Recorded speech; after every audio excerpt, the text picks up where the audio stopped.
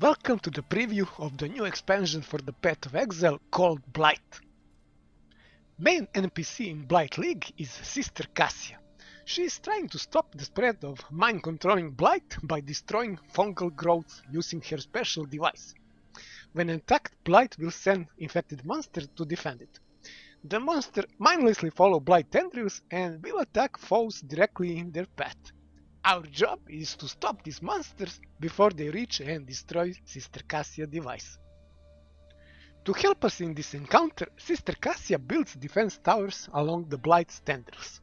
There are 6 different types of towers, and we can pick which towers are constructed and how they are upgraded. It seems that killing the enemies during the encounter provides the resource required to upgrade more towers. These 6 types of towers are Seismic Tower, which does physical damage and stuns nearby enemies. Shock Nova, which does lightning damage and create shock ground. Summoning, which summons minions. Chilling, which does cold damage and can inflict chill to slow nearby enemies. Fireball Tower, which does fire damage. And Empowering, which increases the power of other towers in radius. Each of these towers can be upgraded 4 times, using the resource we get by killing enemies during the encounter. First 3 upgrades will just increase stats of the tower, while the last upgrade will evolve starting tower in the new tower with some special abilities.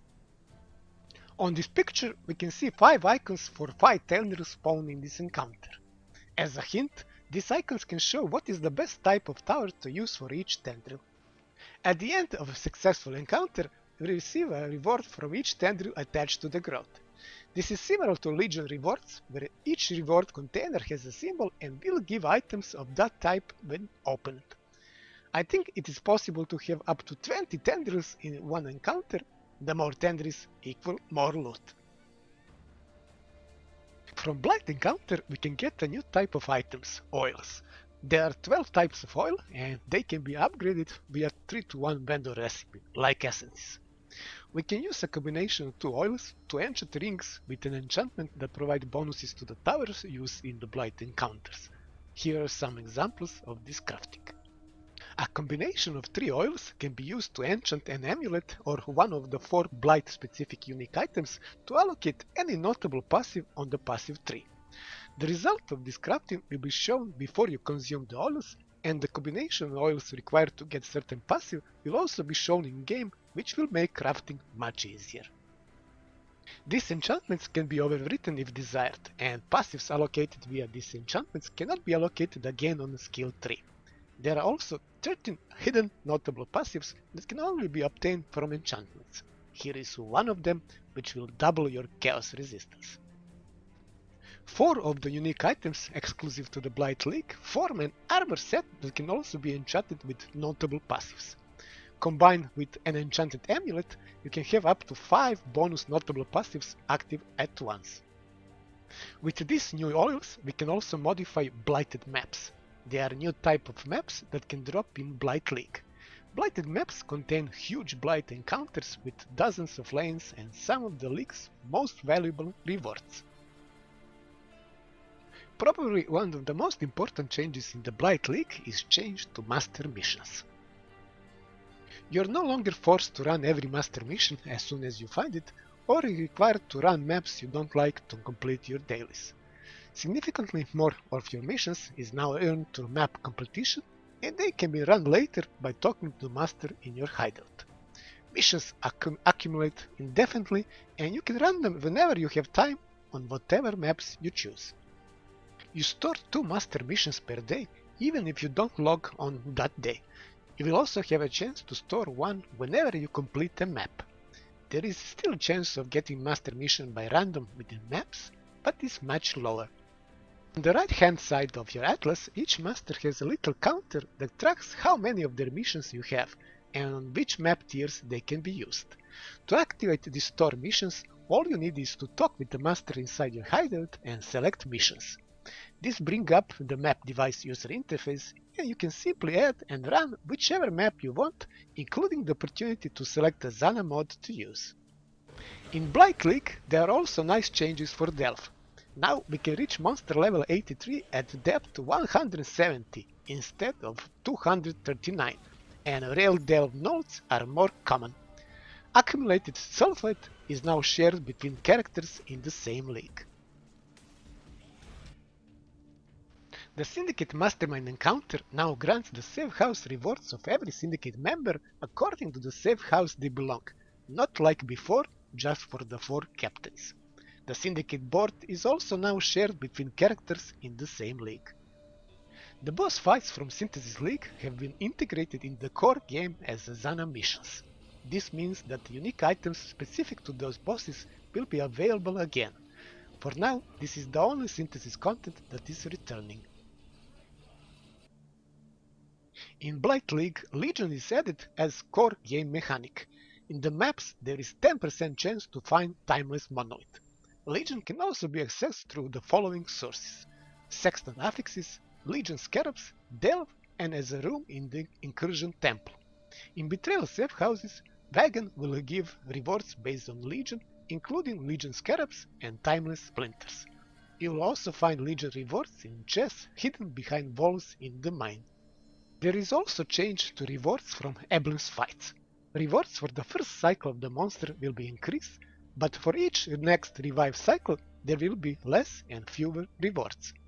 Only rewards from Legion Generals and experience gained from ongoing encounters will not have a diminishing return. Also, additional incubators have been added, increasing the list of rewards they can offer. After so many years, the second bar of skill bindings has been added. Mine mechanics have been completely reworked. Mines are now thrown, letting you deploy them at long range. Mine detonation is now always instant. The base mine limit is now 15, up from 5. You can get up to 23 mines at once by combining passives and the minefield support. The base mine duration is now 5 seconds, except for Smoke Mine, which has an 8-second duration.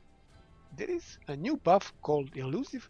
It grants 40% increased movement speed and 20% attack and spell dodge, and decays over time rather than having a normal timer. In Blight League, passive 3 nodes related to minions, poison, and mines are receiving changes.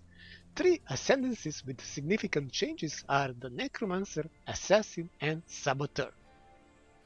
Raider Ascendancy will receive numerical improvements, but not full rework. In Blight League, there are many changes to Summoner mechanics and Witch Necromancer Ascendancy class. GG buffed the per gem level progression of many minion types, added new support gems that allow you to fine-tune minion behavior, buffed the Necromancer Ascendancy, introduced the Carrion Golem, and added a high level of Wand based type that can roll powerful minion mods. This is one of the reasons GG finally added an additional bar of skill bindings. The Poison Assassin, once the most dominant playstyle in Path of Exile, is finally getting buffed. Blight adds a new Poison 10 support gem and 5 potent new Poison 10 skill gems, including Cobra Lash, which chains a poison projectile between your enemies. The new Elusive mechanic, supported by a new Ascendancy notable, provides a powerful defensive opportunities and a means of escape.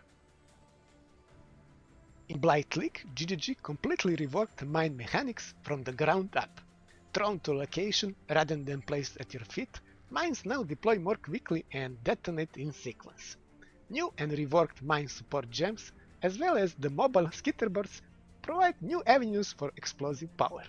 All these additions are further enhanced by changes to the passive skill tree and the Saboteur Ascendancy class.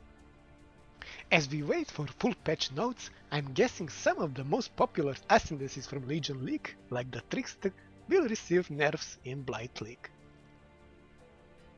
There are 18 new divination cards, 60 new skill and support gems, and 60 new unique items in Blight League.